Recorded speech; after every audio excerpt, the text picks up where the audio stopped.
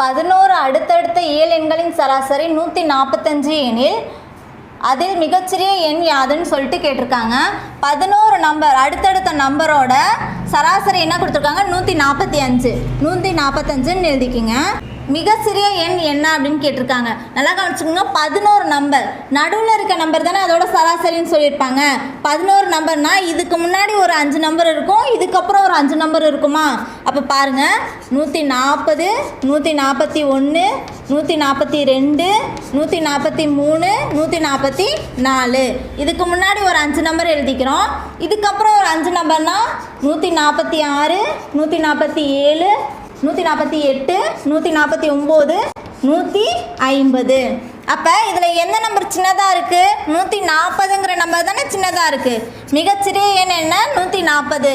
Suppose மிகப்பெரிய எண் என்னன்னு கேட்டிருந்தாங்கன்னா 150 தான் இருக்கும்.